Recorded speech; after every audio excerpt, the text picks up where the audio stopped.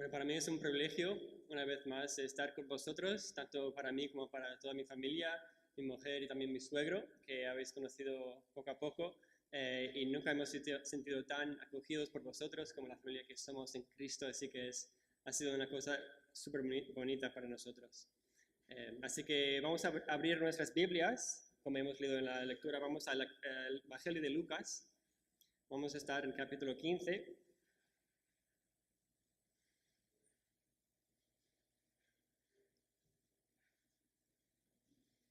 Y para empezar nuestro tiempo en esta mañana vamos a leer solamente los primeros dos versículos del capítulo 15. Lucas 15, empezando los primeros dos versículos.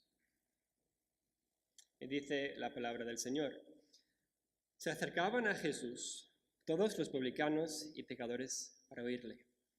Y los fariseos y los escribas murmuraban diciendo, este a los pecadores recibe y con ellos come.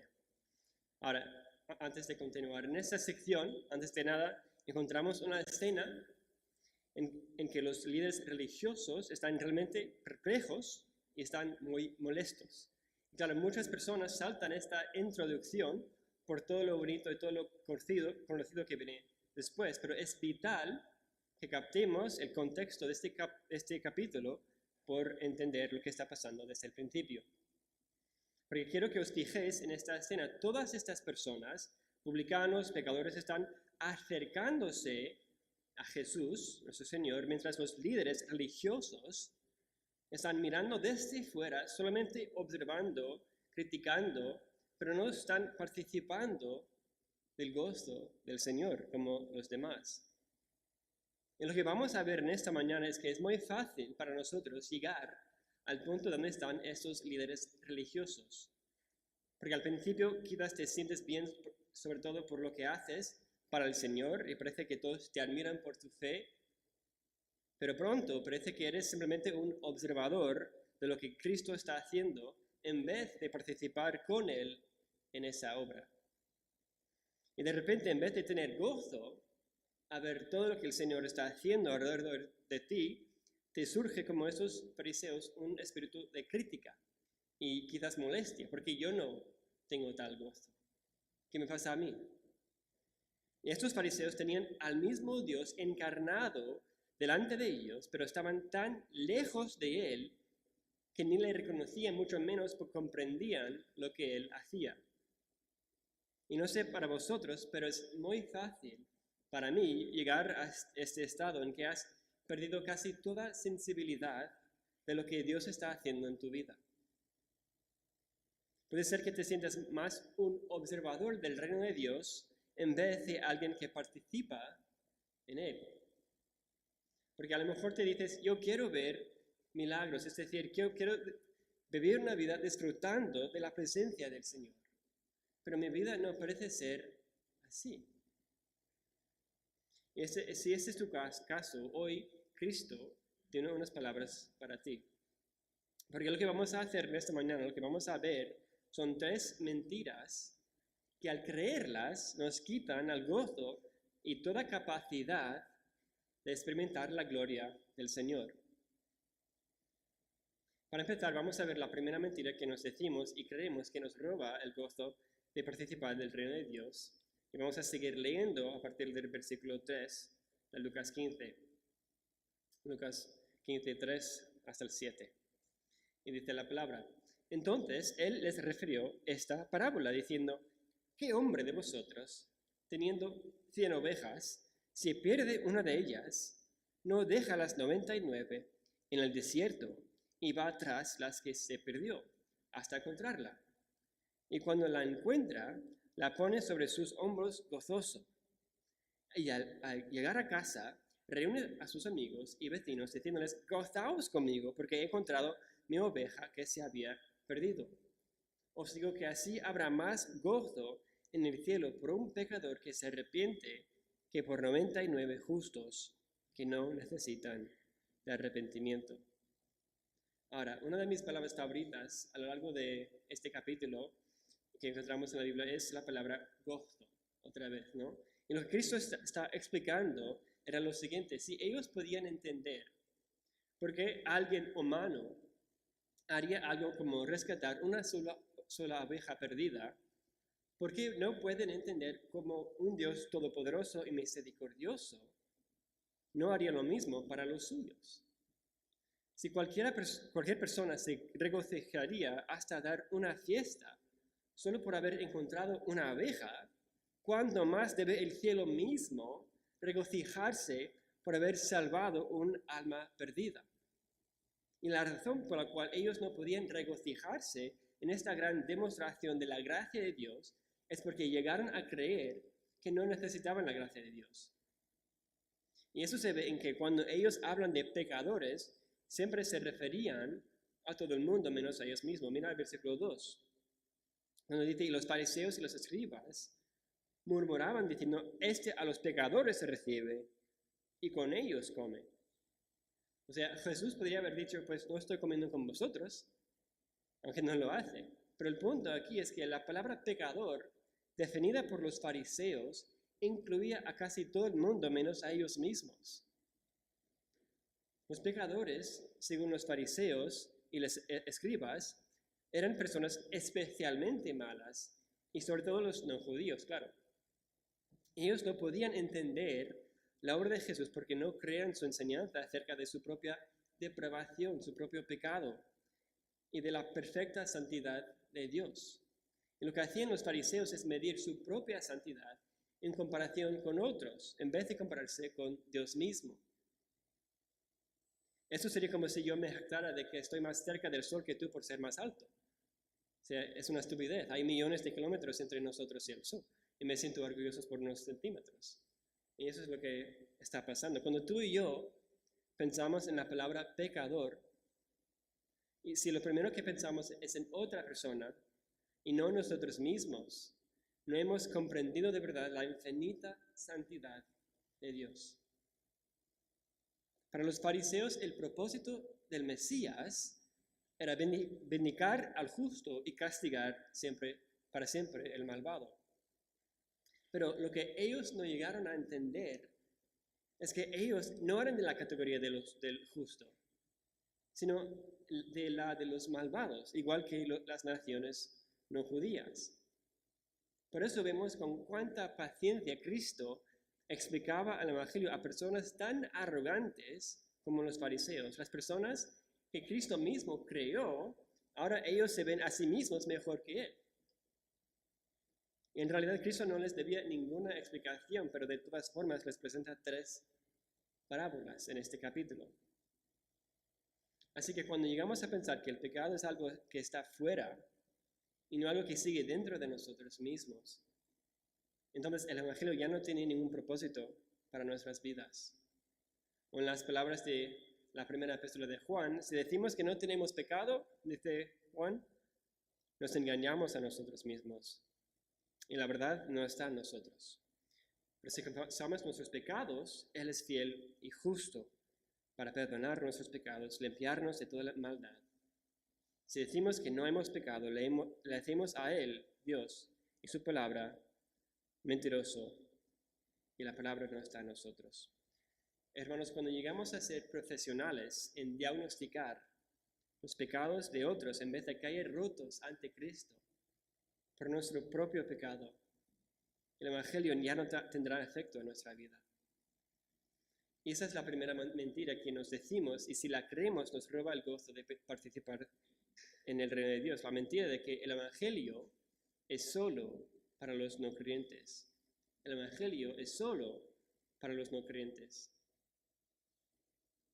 ¿Qué piensas, por ejemplo, cuando escuchas la palabra evangelizar? No usamos esta palabra evangelizar para referirnos al hablar con extranjeros o amigos de por qué Jesús vino a la tierra. Claro. Pero la primera persona que hemos de evangelizar en realidad somos nosotros mismos.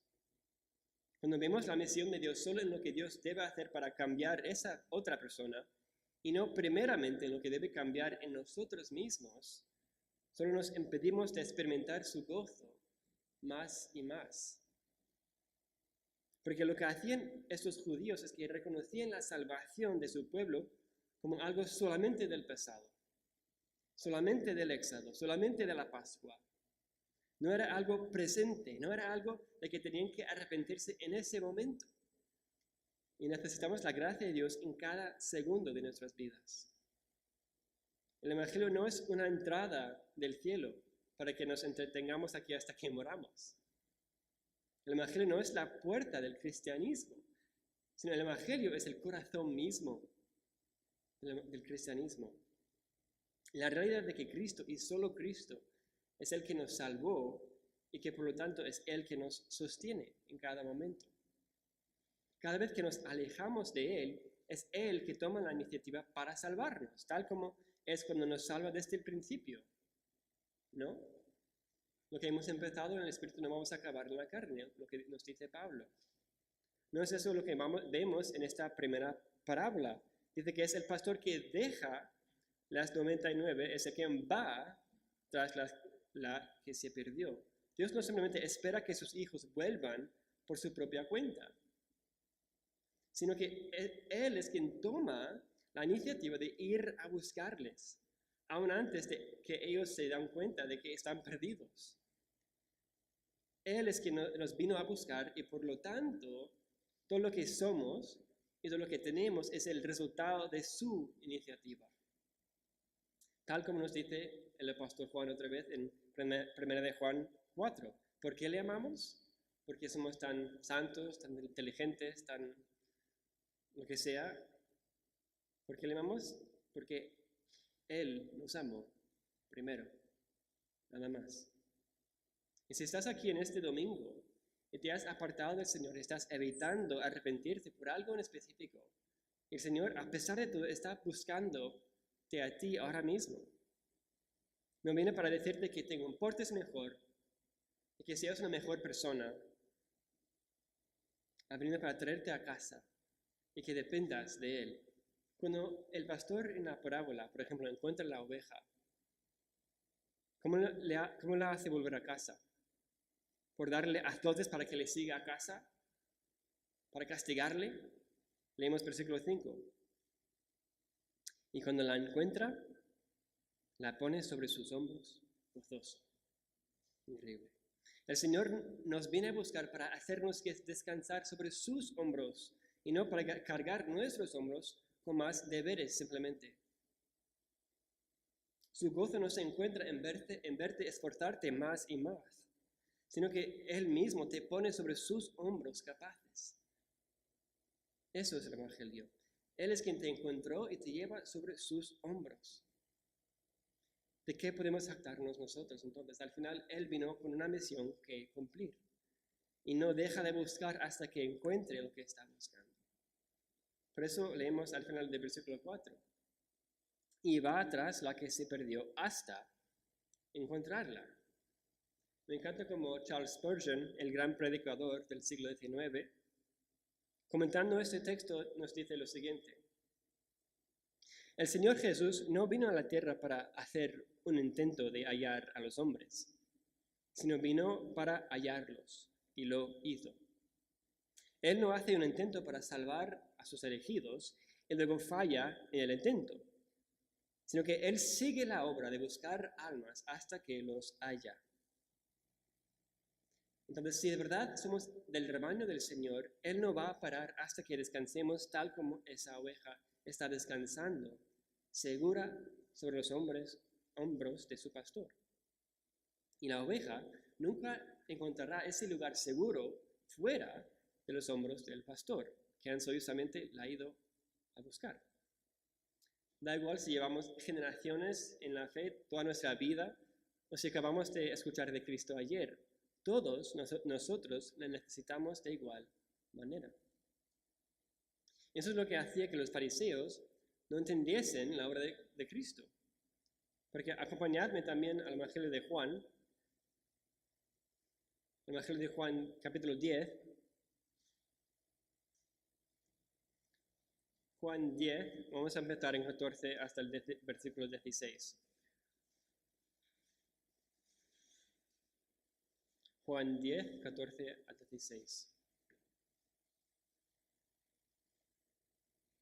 Yo soy el buen pastor y conozco mis ovejas, y las mías me conocen.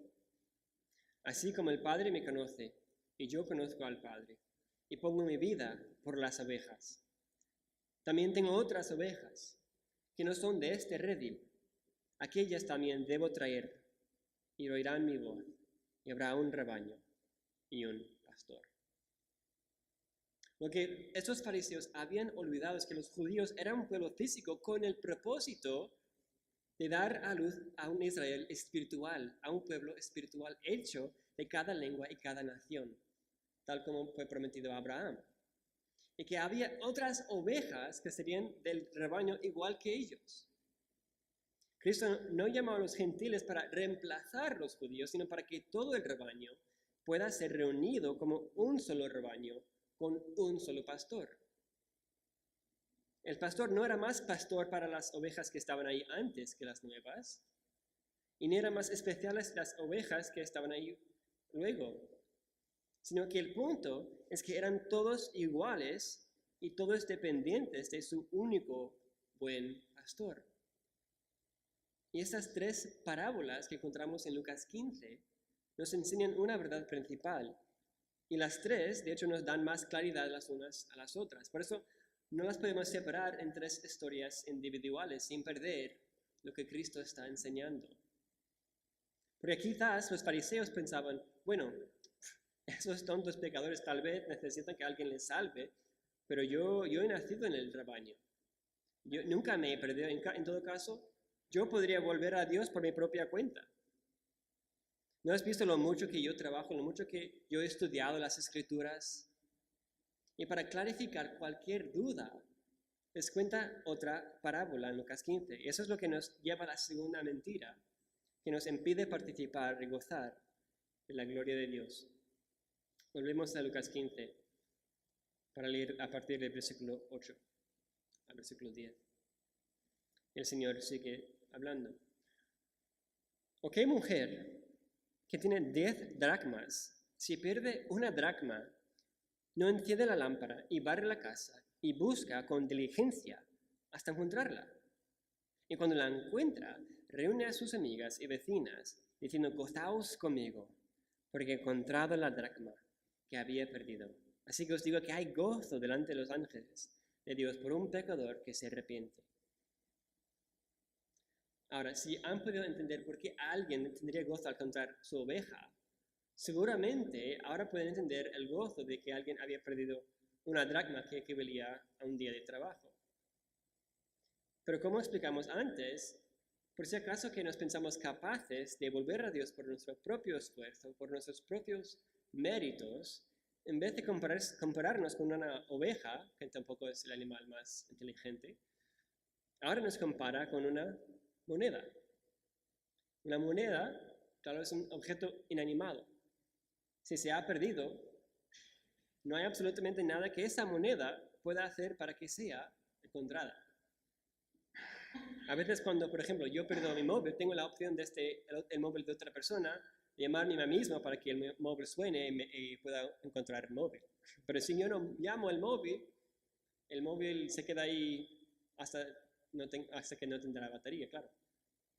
Pero el punto es que la segunda mentira que nos creemos, que nos quita cualquier gozo en el Señor, es cuando nos decimos o creemos que mi valor se encuentra en cómo me comporto y en mi propia capacidad. Que mi valor se encuentra en cómo me comporto y en mi propia capacidad. Muchos de nosotros hemos escuchado la frase, recogemos lo que sembramos. Y eso simplemente nos enseña de que si pecamos y ser perezosos, por ejemplo, entonces habrá consecuencias verdaderas. Sin embargo, si malinterpretamos esa enseñanza y vinculamos nuestro propio valor con nuestro propio comportamiento, luego pensamos que tenemos más o menos valor ante Dios según lo que nosotros hemos hecho o no hemos hecho. ¿Verdad? Y podemos ganar su favor o perder su favor según lo que nosotros contribuimos. Por lo que nos enseña Cristo aquí es nuestra completa incapacidad e inutilidad para responder por nosotros mismos. Vemos las mismas enseñanzas que en la primera parábola. En las dos, es la persona que busca que tiene que tomar la iniciativa. y no para de buscar hasta que encuentra lo que está buscando. ¿No? Pero aquí nos afirma la realidad de que somos de verdad, como dice Pablo, muertos en nuestros delitos y pecados. Da igual que seas judío, da igual que hayas memorizado la Biblia entera, da igual si tienes un doctorado en teología. Cristo nos dice, yo soy la vid y vosotros los pámpanos. ¿Un poco podéis hacer sin mí? No. Separados de mí, nada podéis hacer. Cuando creemos la mentira de que mi valor para Cristo es dependiente de mi propio comportamiento, entonces basamos nuestra identidad sobre lo que tú y yo hacemos en el día a día. Pero el mensaje del Evangelio no es como esas pulseras que poníamos antes de qué haría Jesús. El mensaje del Evangelio es qué hizo Jesús en mi lugar, ¿no? Hasta que veo mi identidad está arraigada en la obra perfecta de Cristo en la cruz, nunca voy a experimentar el gozo de su propia gloria. Hasta que comprendo en el fondo de mi ser que delante de Dios yo soy completo en Él, sin necesidad alguna de añadir nada en absoluto. En el momento que intento añadir algo a la obra de Cristo, aunque sea la cosa más mínima para mi propia identidad, estoy llamándole a Dios mentiroso y que su obra en la cruz en realidad no era suficiente. ¿Recordáis lo que pasó cuando los judíos cristianos en los tiempos de Pablo querían añadir solamente la circuncisión para ser salvo?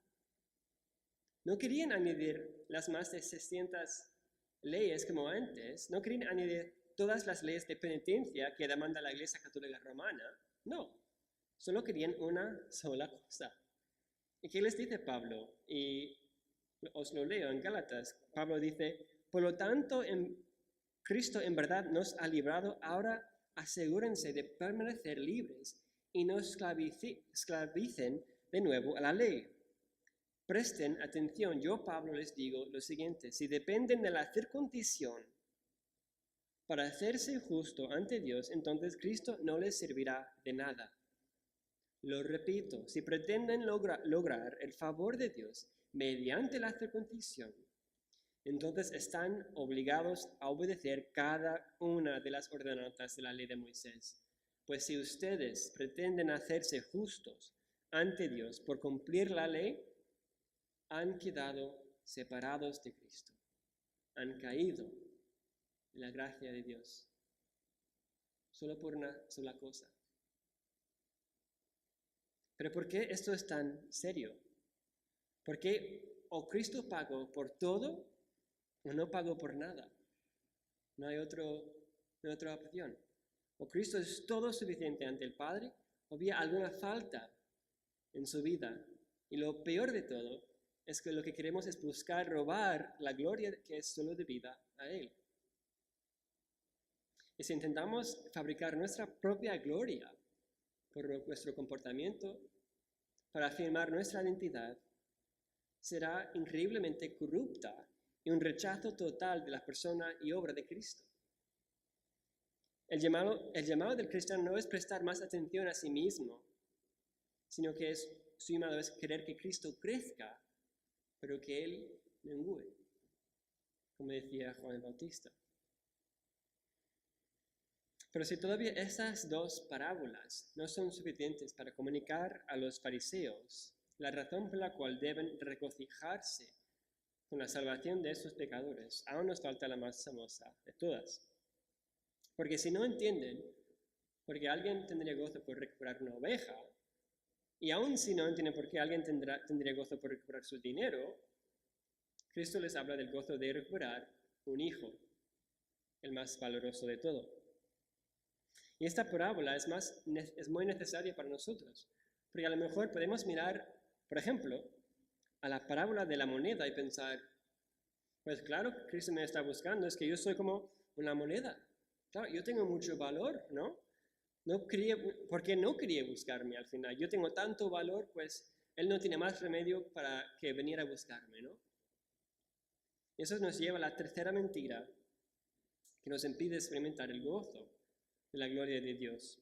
Y es la mentira que yo soy digno del amor de Dios, que yo estoy digno del amor de Dios. Vamos a volver a leer empezando en versículo 11 de Lucas 15. Lucas 15, 11 hasta 16.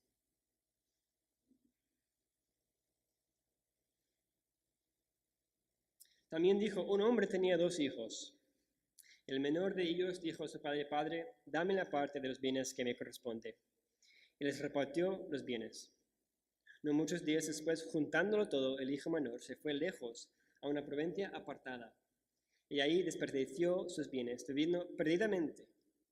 Y cuando todo lo hubo malgastado, vino una gran hambre en aquella provincia, y comenzó a faltarle. Y fue y se arrimó a uno de los ciudadanos de aquella tierra, el cual le envió a su hacienda para que apacentase cerdos. Y deseaba llenar su vientre de las algarrobas que comían los cerdos, pero nadie le daba. Bueno, antes de continuar, vamos a recapitular un poco. Este hijo, que por nada más que nacer, piensa que merece la herencia de su padre, ¿no? Y este hijo es tan impaciente, deseando recibir lo que él cree que se le debe, que no puede esperar hasta que su pobre padre está muerto para recibir su herencia. Y el padre, aunque no tenía, vemos por la cultura, ninguna obligación de darle lo que pedía, de todos modos le entrega lo que pide. Y el resultado de todo esto es la ruina total del hijo menor, como hemos visto. El hijo malgasta absolutamente todo lo que vemos luego en prostitutas, en vivir una vida llena de pecado. Y al final se encuentra sin saber ni dónde encontrar comida y es forzado a trabajar con los cerdos, que para un judío sería el trabajo más inmundo y degradante posible.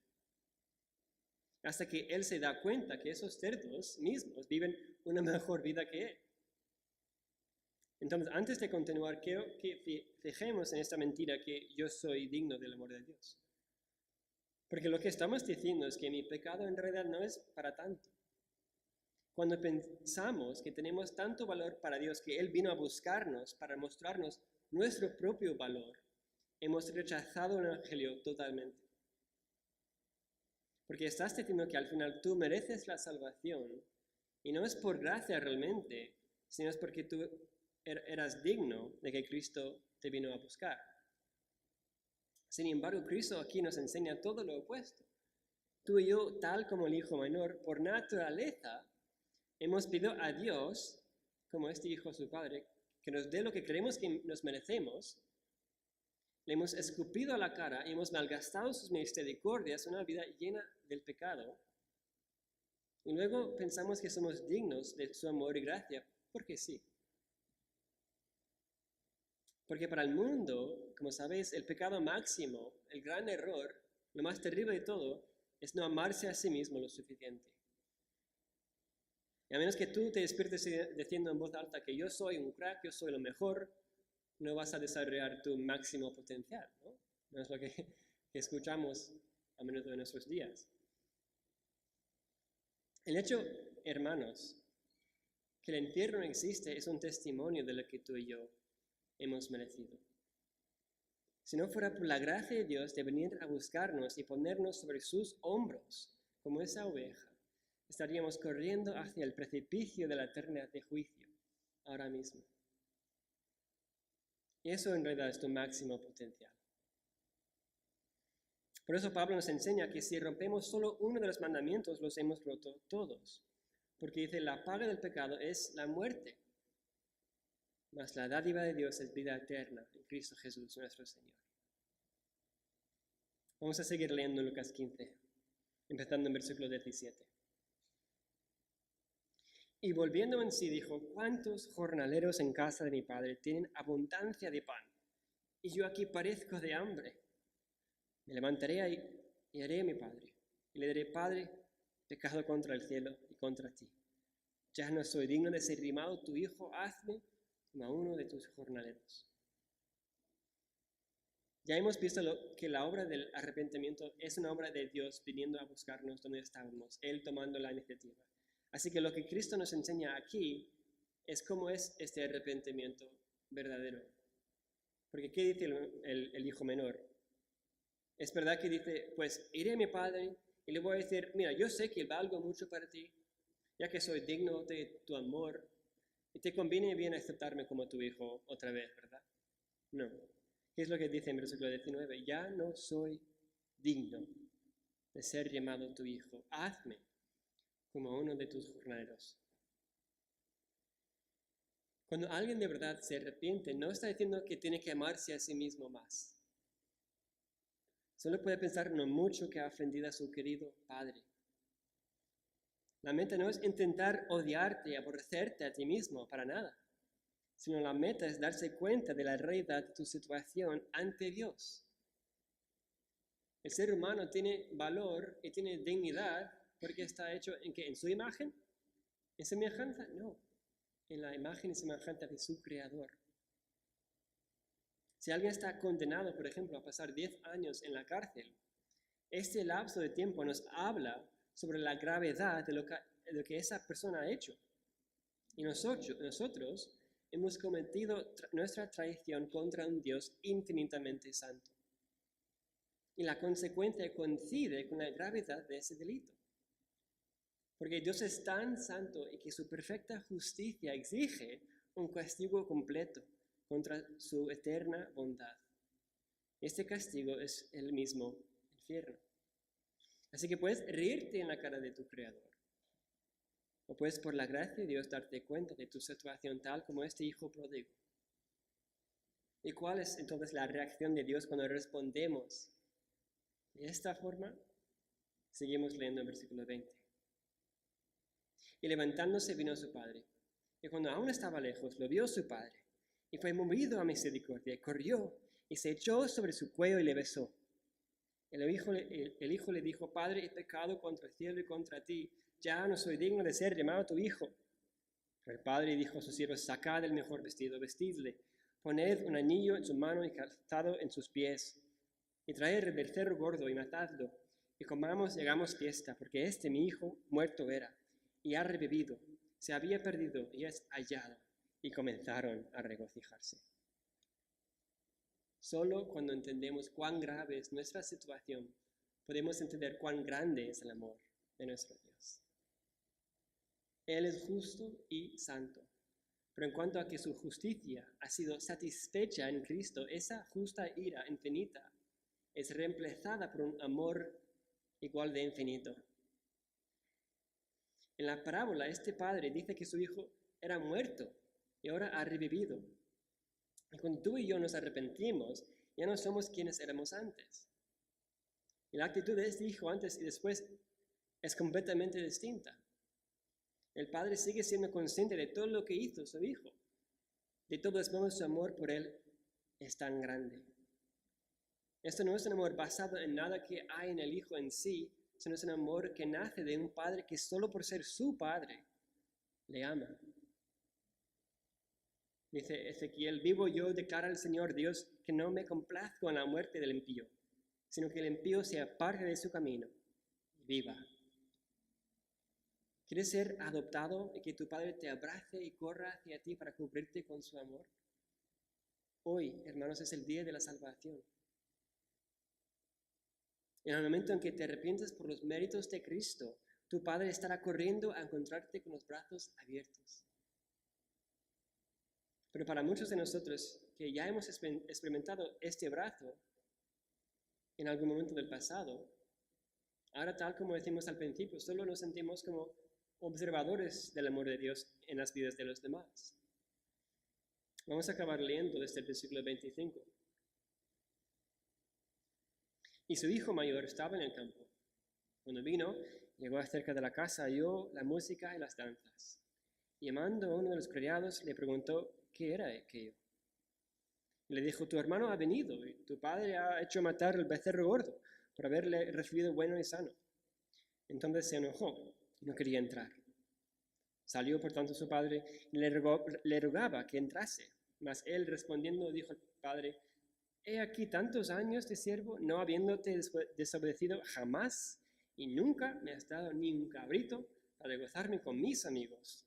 Pero cuando vino tu hijo, que ha consumido tus vinos con rameras, has hecho matar para él el becerro gordo.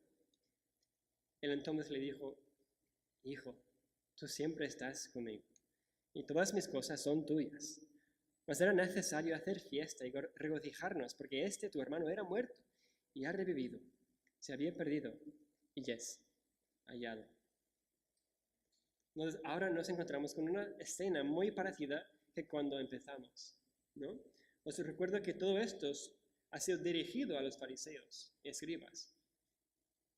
Mencioné al principio que a veces vemos muchas personas alrededor de nuestro que experimentan este gozo y este amor de Dios, mientras nosotros nos sentimos excluidos, olvidados y dejados al lado, tal como se sentían los orgullosos fariseos. Y aunque quizás nosotros llevamos más años que otros en la fe, entonces, ¿por qué parece que ellos tienen más gozo que nosotros? Eso es lo que sentía ese hermano mayor en la parábola, ese enfado, esa envidia. Es lo que sentían estos fariseos en ese momento. El hijo mayor escucha música y al preguntar a alguien de qué va todo aquello, se da cuenta de lo que ha pasado.